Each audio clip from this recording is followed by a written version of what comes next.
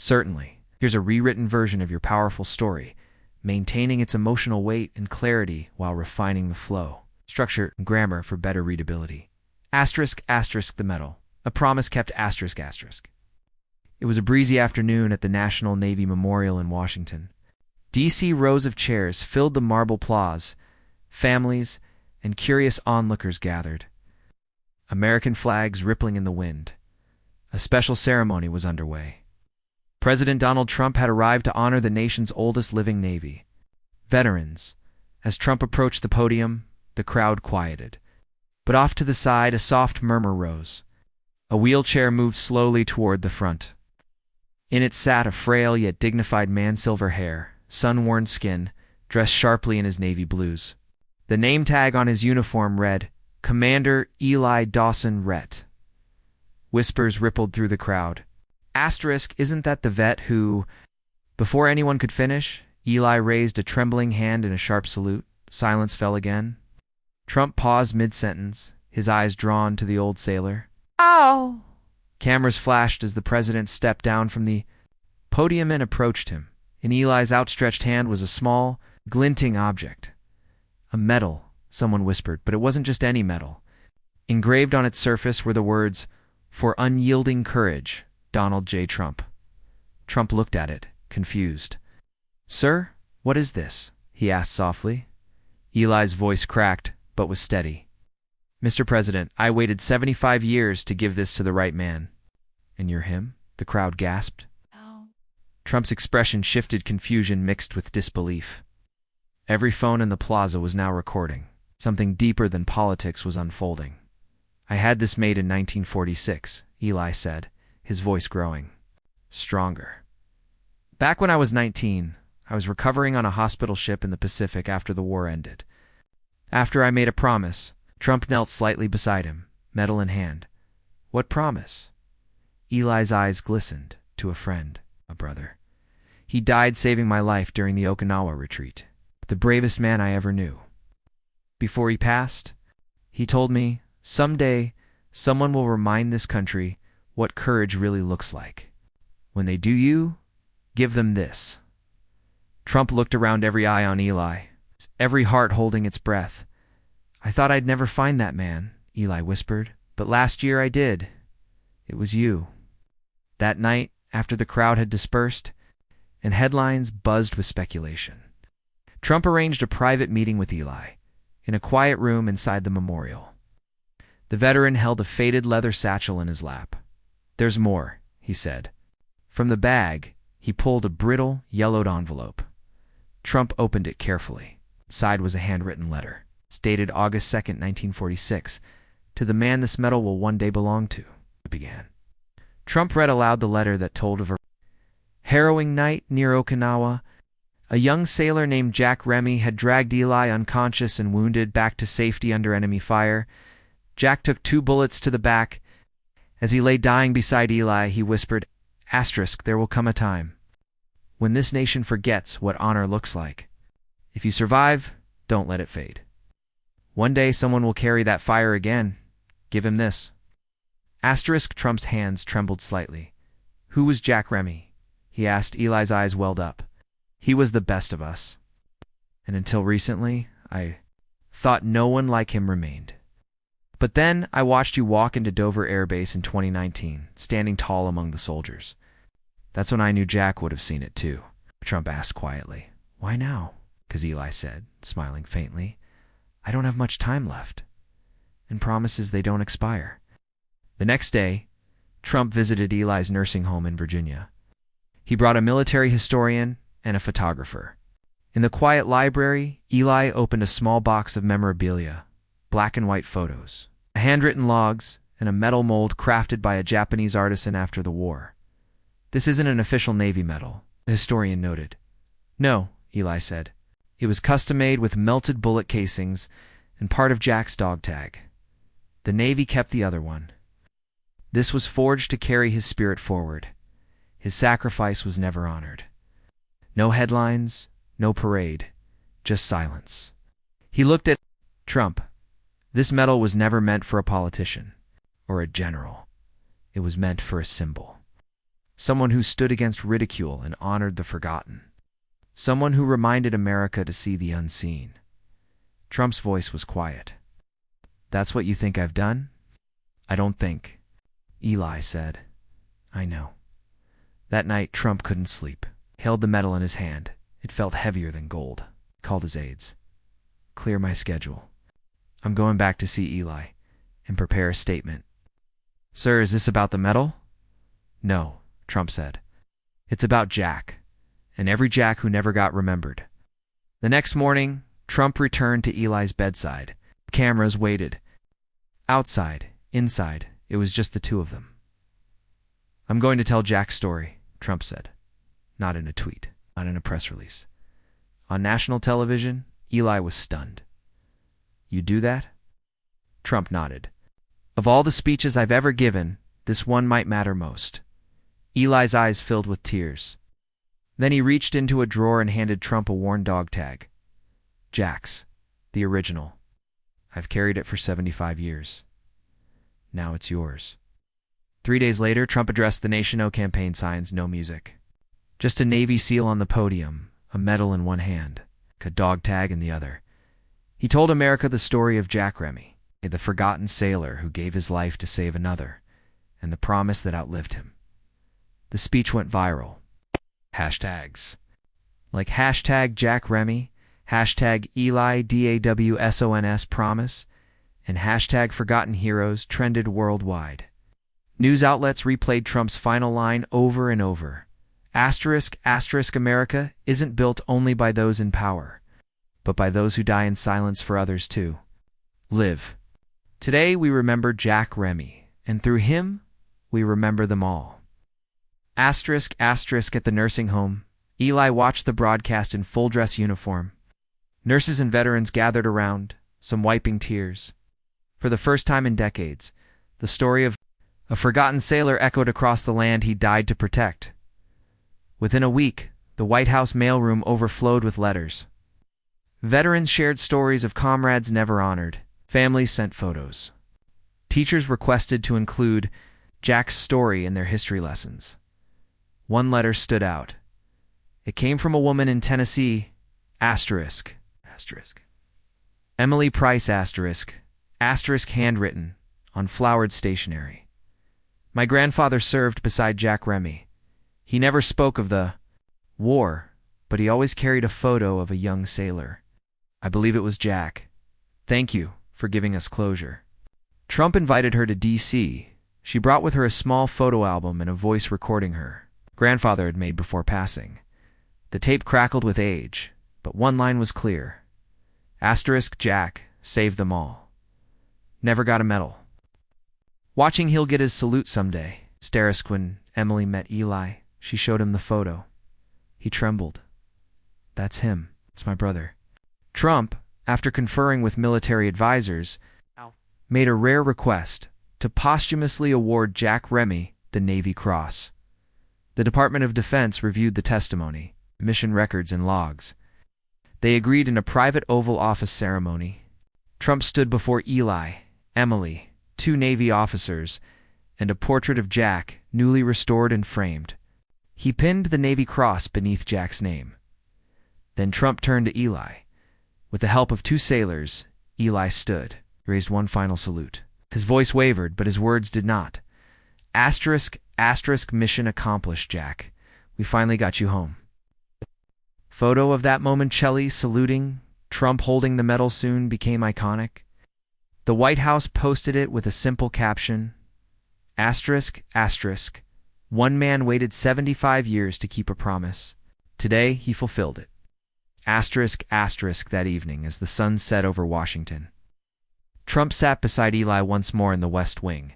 He handed the original medal, the one Eli had made too. A Navy curator for permanent preservation, a symbol of sacrifice. A story that outlived war, and a promise that at long last was kept. Let me know if you'd like a shorter version, screenplay format, or visual adaptation. The medal that waited 75 years, it was a breezy afternoon at the National Navy Memorial in Washington. D.C. rows of chairs stretched across the marble plaza, filled with veterans, families, and curious onlookers. American flags fluttered in the wind as a special ceremony was underway. President Donald Trump had come to honor the nation's oldest living Navy veterans. The crowd quieted as he approached the podium, but off to the side a gentle murmur rose. A wheelchair slowly made its way toward the front. In it sat an elderly man with silver hair and sun-worn skin, dressed in navy blues. His name tag read, Commander Eli Dawson Rhett. Whispers rippled through the audience. Isn't that the vet who... But before the thought could complete, Eli raised a trembling hand and delivered a sharp salute. Even Trump paused, mid-sentence. Cameras flashed as he stepped down from the podium and approached Eli, who extended something small and glimmering in his hand. A medal, someone whispered. But it wasn't just any medal. It bore Trump's name. The president blinked, puzzled. What is this? Eli's voice cracked, but carried clearly. Mr. President, I waited 75 years to give this to the right. Man and you... You're him. Gasps swept through the crowd. This wasn't politics. It was something deeper. A mystery was unfolding, live and unscripted. Before the nation, Trump turned the medal over. It was age tarnished by time, but the engraving was sharp. Asterisk, asterisk for unyielding courage. Donald J. Trump. Asterisk, asterisk. I've never seen this before, Trump said softly. You wouldn't have, Eli replied. It was never meant to be given. Until now. The crowd hung on every word as Eli continued. I had it made in 1946. I was 19, recovering on a hospital ship in the Pacific. I made a promise. Trump leaned in. What promise? Eli's eyes shimmered. To a friend. A brother. Jack Remy. He died saving my life during the retreat at Okinawa. Before he passed, he told me, Asterisk, someday someone will remind this country what courage really looks like. When they do, you give them this. Asterisk, a hush fell. The moment turned from ceremony to legacy. I thought I'd never find that man. Eli whispered. But last year I did. It was you. Later that evening, after the headlines had erupted and cameras had cooled, Trump requested a private meeting. Eli arrived in a quiet room inside the memorial, a faded leather satchel on his lap. There's more, he said. From the bag he pulled a yellowed envelope. The ink had faded, but the date was clear. August 2nd, 1946. To the man this medal will one day belong to, it began. Trump read aloud, the words measured and reverent. The letter told of a brutal night in Okinawa. A young sailor named Jack Remy dragged a wounded Eli to safety under heavy fire, only to be shot twice. In the back, as he lay dying, he whispered his final words. Asterisk, there will come a time when this nation forgets what honor looks like. If you survive, don't let it fade. One day, someone will carry that fire again. Give him this. Asterisk, Trump's voice faltered.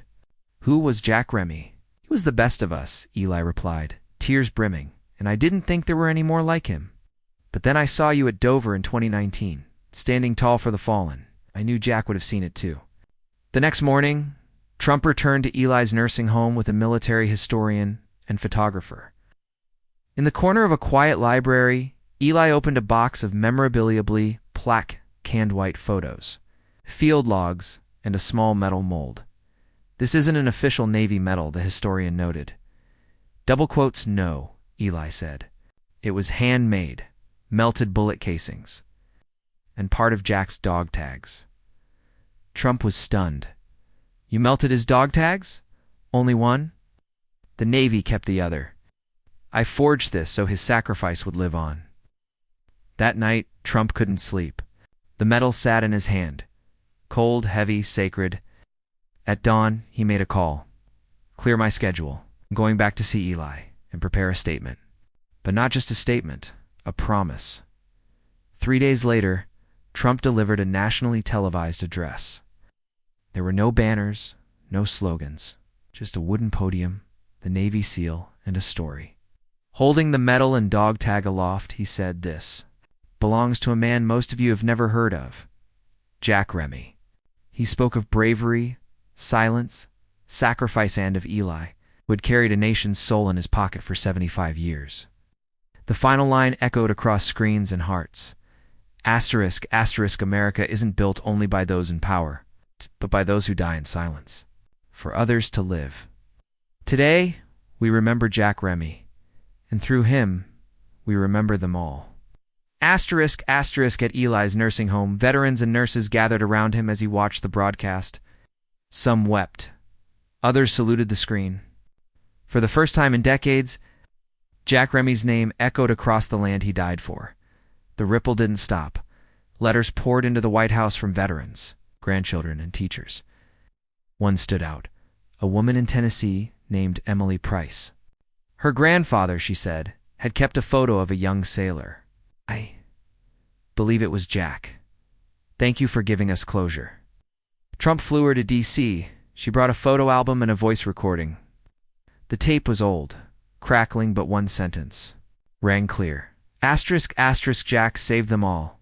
Never got a medal, but if heaven's watching, he'll get his salute someday. Asterisk, asterisk, Eli confirmed it. That's him. That's my brother. Soon after, with testimony and records reviewed, the Department of Defense awarded asterisk, asterisk, Jack Remy, the Navy. Cross, asterisk, asterisk. In a quiet Oval Office ceremony, Trump pinned the medal to a velvet board beneath Jack's name. Eli, though frail, stood with the help of two sailors and gave one final salute. Asterisk, asterisk, mission accomplished. Asterisk, asterisk, he whispered. On Veterans Day, Trump invited Eli and Emily to stand beside him at Arlington National Cemetery. But there was one more surprise. He unveiled a bronze statue, a young sailor shielding a wounded comrade. The plaque read, asterisk, asterisk, Jack Remy, guardian of the forgotten. Asterisk, asterisk, asterisk, asterisk, in valor, there is remembrance. Asterisk, asterisk, Eli trembled as he touched Jack's name. We did it, he whispered. A week later, in a televised interview, Eli said, some days I wanted to forget, but I knew if I did, I'd lose them all over. Again, he held the engraved medal and smiled. It's just a piece of metal, maybe, but it carried a promise. And promises, they're sacred. In a classroom in Ohio, a teacher played that interview. The room was still when it ended. Why don't we learn about people like Jack? One student asked. That day, a project was born, Unsung Heroes. From D-Day to Korea, students documented veterans' stories, carrying Jack's legacy forward. Across the world, messages poured in from Australia, the UK, even Japan. One grandson of a Japanese soldier wrote, asterisk, asterisk, my grandfather fought at Okinawa. He always spoke of a brave American carrying his friend through fire. He died, wondering if they survived. Now we know they did. Asterisk, asterisk, Trump launched a digital exhibit, the medal that waited 75 years. It went viral, but Eli had grown weaker. Emily visited daily. One morning, he stared out the window, medal by his side. He's tired, the nurse said, but peaceful, like he's ready. That night, Trump called. Still causing trouble, Commander? Eli laughed faintly. Still keeping promises, Mr. President. 2 weeks later, Trump fulfilled his. He proposed the Jack Remy Act, requiring military recruits to be taught about unsung heroes, those who gave everything but were never celebrated. Congress passed it with overwhelming support. A framed copy of the law was sent to Eli, asterisk, asterisk, in honor of Jack Remy and Commander Eli Dawson. May their courage never be forgotten. Asterisk, asterisk, Eli wept. He's everywhere now, he whispered. Home. On a quiet December morning, Eli Dawson passed away in his sleep. He was 98. At his side were the Medal Jack's photo. And the Navy Cross, Trump ordered. He gets the send-off of a hero. At Arlington, hundreds gathered, 21 gun. Salute echoed through the air. Trump read from Eli's own letter, asterisk, asterisk, promises are like ships. They may disappear from sight, but never from the sea. Asterisk, asterisk, a 12-year-old boy named Ryan stepped forward. He held a replica of the medal. My grandpa said heroes don't wear capes. They carry stretchers. He placed the medal on Eli's casket. Thank you, sir. I'll never forget your story. Weeks later, Trump visited the Pacific.